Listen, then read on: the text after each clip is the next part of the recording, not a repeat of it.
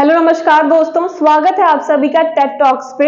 मैं अपर्णा और हम लोग पढ़ रहे हैं भारतीय संविधान की विशेषताएं। तो चलिए शुरू करते हैं आज की क्लास को। और इसके साथ ही अगर आपको इंडियन पॉलिटी की क्लासेस अच्छी लग रही हो तो प्लीज इस चैनल को सब्सक्राइब कर दीजिए, वीडियो को लाइक कर दीजिए और अपने दोस्तों में भी शेयर करिए। तो हम लोग जितना पढ़ चुके थे भारतीय संविधान की विशेषताएं, उसके आगे चलिए पढ़ते हैं। भारतीय संविधान की विशेषताओं में अगली विशेषता जो हम लोग पढ़ने जा रहे हैं वो है सार्वभौम वयस्क मताधिकार। क्या लिखा हुआ है? सार्वभौम वयस्क मताधिकार। तो सार्वभौम का मतलब क्या है? इसका मतलब होता है कि हर वह व्यक्ति जिसकी उम्र 18 वर्ष है उसे धर्म, लिंग, जाति, साक्षरता अथवा संपदा इत्यादि के आधार पर कोई भेदभाव किए बिना मतदान करने का अधिकार है। हम लोग क्या पढ़ रहे हैं? सार्वभौम वयस्क मताधिकार। कौन सा मताधिकार? वयस्क मताधिकार, जो कैसा है? सार्वभौम है। मतलब हर वो व्यक्ति जिसकी उम्र कितनी है?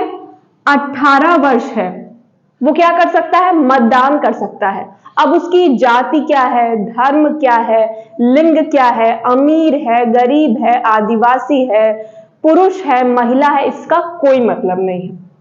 हमारे संविधान में क्या है? सार्वभौम वयस्क मताधिकार है। वयस्क मतलब वो हर व्यक्ति हमारे देश का जो नागरिक है जिसकी उम्र 18 वर्ष है वो मतदान कर सकता है। अब इसका कोई मतलब नहीं है कि वो किस धर्म का है, किस जाति का है, किस लिंग का है, कितना पढ़ा लिखा है, अमीर है, गरीब है, आदिवासी है, पिछड़ा है, पुरुष है, स्त्री है, इसका कोई मतलब नहीं है। और यही क्या है? आपका सार्वभौम वयस्क मताधिकार है। अब देखिए इसमें एक चीज है जो इंपॉर्टेंट है और वो है कि 61वें संविधान संशोधन अधिनियम के द्वारा मतदान करने की जो उम्र थी वो 21 वर्ष से घटाकर कितनी कर दी गई थी? 18 वर्ष कर दी गई थी। तो एक क्वेश्चन पूछता है कि जो मतदान करने की आयु थी 21 वर्ष से घटाकर 18 वर्ष किस संविधान संशोधन अधिनियम द्वारा की गई? तो किसके द्वारा की गई थी? 61 के द्वारा की गई थी। कौन सा था वो? 61 था। इसको आप याद रखिएगा, इंपॉर्टेंट पॉइंट है। तो सार्वभौम वयस्क मताधिकार क्या कहता है कि वो हर व्यक्ति जो 18 वर्ष का है मतदान कर सकता है और वो कोई भी हो सकता है जो भारत का नागरिक है। धर्म, लिंग, जाति, अमीर, गरीब, किसी तरह का भेदभाव नहीं है। और एक क्वेश्चन और जो इससे पूछा जाता है वो कि पहले कितनी थी मतदान करने की उम्र? 21 वर्ष थी, बदल के 18 वर्ष कब की गई? 61वें संविधान संशोधन अधिनियम के द्वारा की गई। पहले कितनी उम्र थी? 21 वर्ष थी, बाद में घटाकर कितनी कर दी गई? 18 वर्ष कर दी गई। कौन सा संविधान संशोधन अधिनियम था? 61वां था।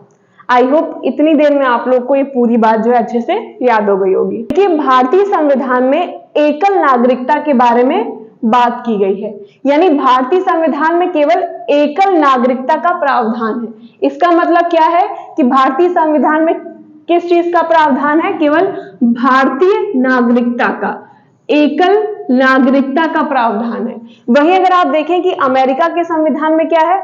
अमेरिका में जो है दोहरी नागरिकता का प्रावधान है। मतलब आप अमेरिका, जो भी लोग अमेरिका में रहते हैं उसके नागरिक हैं, तो वो अमेरिका देश जो है उसके नागरिक तो हैं ही, इसके अलावा वो जिस स्टेट में, जिस राज्य में रहते हैं उसके भी नागरिक हैं। तो अमेरिका में क्या है? दोहरी नागरिकता का प्रावधान है। लेकिन भारतीय संविधान ने किस चीज का प्रावधान दिया? एकल नागरिकता का प्रावधान दिया। यानी आप कहाँ के नागरिक हैं? सिर्फ इस भारत देश के नागरिक हैं। ऐसा नहीं कि यूपी में रहते हैं तो यूपी के नागरिक हैं, बिहार में रहते हैं तो बिहार के भी नागरिक हैं, ऐसा नहीं है। हम सब क्या है? भारत में रहते हैं तो सब क्या है? भारतीय नागरिक हैं। अब देखिए कुछ लोग क्या होता है कि देश से बाहर जाते हैं और वहां पे सेटल हो जाते हैं, रहने लगते हैं। तो ऐसे में क्या होता है, अगर आप मान लीजिए अमेरिका गए और वहां पे आपने जो सेटल होने का मन बना लिया और सोचा अब यहाँ की नागरिकता ले लेते हैं और अब भारत वापस नहीं जाना है, तो ऐसे में क्या होगा? जब आप किसी दूसरे देश की नागरिकता लेते हैं तो ऐसे में जो आपकी भारतीय नागरिकता है वो क्या होती है? अपने आप खत्म हो जाती है।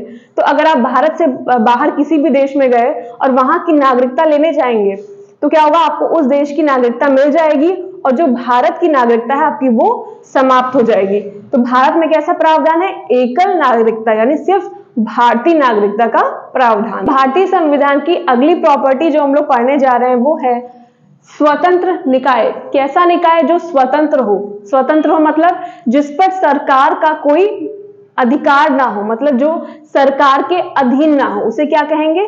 स्वतंत्र निकाय कहेंगे। तो देखिए भारतीय संविधान में कुछ स्वतंत्र निकाय का प्रावधान है जिसके बारे में हम लोग पढ़ने जा रहे हैं। तो उसमें पहला क्या है? निर्वाचन आयोग।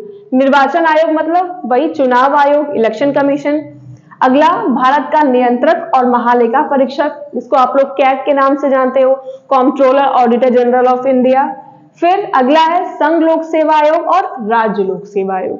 तो देखिए इस तरह भारतीय संविधान के अंतर्गत कुछ निकाय स्वतंत्र रखे गए, मतलब जिन पर सरकार के अधीन वो नहीं होंगे, सरकार का अधिकार नहीं होगा। जिसमें पहला क्या है? निर्वाचन आयोग, जिसे हम किस नाम से जानते हैं? चुनाव आयोग के भी नाम से जानते हैं, इलेक्शन कमीशन भी कहते हैं हम लोग। तो ये क्या है? स्वायत्त संवैधानिक निकाय है। स्वायत्त संवैधानिक निकाय जब हम कह रहे हैं तो इसका मतलब क्या है? इसका मतलब है कि इस पर एक ऐसा संवैधानिक निकाय है जिस पर सरकार का नियंत्रण नहीं है, मतलब जो सरकार के अधीन नहीं है, कहने का बेसिकली यही मतलब है। तो स्वतंत्र निकाय में पहला कौन सा है? निर्वाचन आयोग है। इसकी स्थापना कब हुई? इसकी स्थापना 25 जनवरी 1950 को हुई, जिसे हम किस रूप में मनाते हैं? राष्ट्रीय मतदाता दिवस। अब देखिए इसको याद रखना बहुत आसान है कि निर्वाचन आयोग की स्थापना आप लोग बस याद कर लीजिए, क्या है? 25 जनवरी 1950।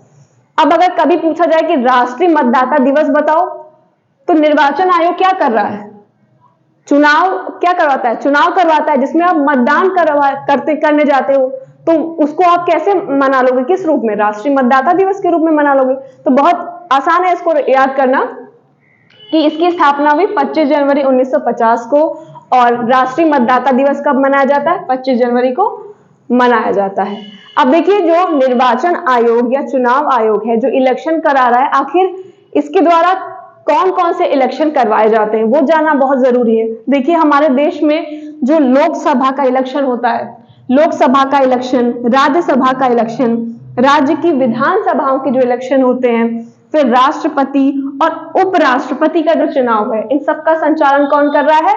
निर्वाचन आयोग कर रहा है। कौन कौन से इलेक्शन करा रहा है? एक बार फिर से जो पढ़ लेते हैं। लोकसभा का, राज्यसभा का, राज्य की विधानसभाओं का। कौन कौन सा? देखिए सबसे पहले तो लोकसभा हो गया, फिर राज्यसभा का हो गया, उसके बाद जो राज्य की विधानसभाओं के इलेक्शन है वो भी यही करवाएगा, राष्ट्रपति के चुनाव का संचालन करेगा, और उपराष्ट्रपति के चुनाव का संचालन भी निर्वाचन आयोग ही करता है। अब देखिए कौन से हैं चुनाव जो बचे?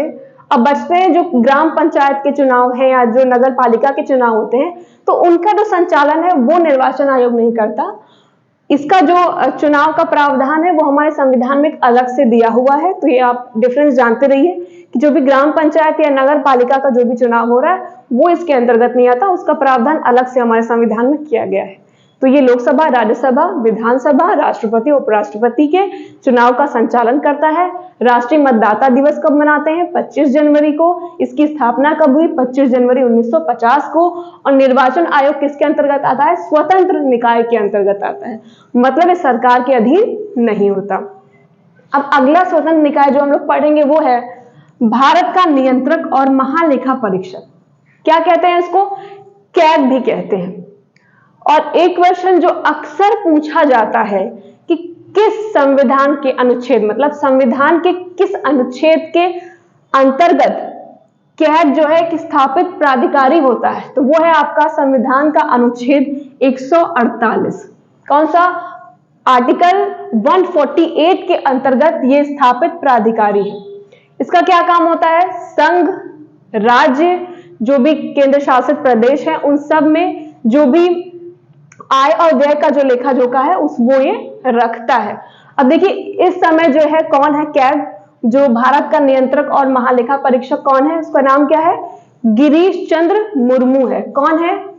गिरीश चंद्र मुर्मू। उसको आप नोट कर लीजिए, क्वेश्चन ये पूछ लेते हैं कभी कभी कि जो करंट का होता है उसका नाम पूछ लेते हैं। तो इस समय कौन है? गिरीश चंद्र मुर्मू है। क्या है? कैग है, भारत का नियंत्रक और महालेखा परीक्षक है। तो ये अगला स्वतंत्र निकाय हो गया। अब कौन सा बचा? संघ और राज्य लोक सेवा आयोग। क्या बचा? संघ और राज्य लोक सेवा आयोग बचा, ये क्या है? स्वतंत्र निकाय है। इनका क्या काम होता है? आप सभी जानते हैं कि जो भी पदाधिकारी, जो बड़े बड़े ऑफिसर्स बनते हैं, उनका एग्जाम कौन कंडक्ट कराता है? संघ और राज्य लोक सेवा ही करवाती है। तो इस तरह से स्वतंत्र निकाय में हमने क्या क्या पढ़ा? निर्वाचन आयोग, कैग और संघ और राज्य लोक सेवा आयोग के बारे में पढ़ लिया। तो जितना मैंने बताया आप इसको याद रखिएगा, इसमें हर एक पॉइंट इंपॉर्टेंट है, एग्जाम में इन सभी पॉइंट से क्वेश्चन आराम से बन जाते हैं। तो आज की क्लास यहीं पे खत्म होती है। अब हम आपसे मिलेंगे अपनी अगली क्लास में। तब तक मैंने आप लोगों को जितना पढ़ाया उसको अच्छे से तैयार करिएगा, अपने एग्जाम की तैयारी अच्छे से करिए। आप सभी को आपके एग्जाम की तैयारी के लिए बेस्ट विशेस। और अगर ये क्लासेस आप लोगों को अच्छी लग रही हैं, आपके किसी भी काम आ रही हैं, तो प्लीज क्लासेस को लाइक कर दीजिए, चैनल को सब्सक्राइब कर दीजिए और अपने दोस्तों में भी इसे शेयर करिए। हम आपसे मिलेंगे अपनी अगली क्लास में। तब तक आप सभी को नमस्कार।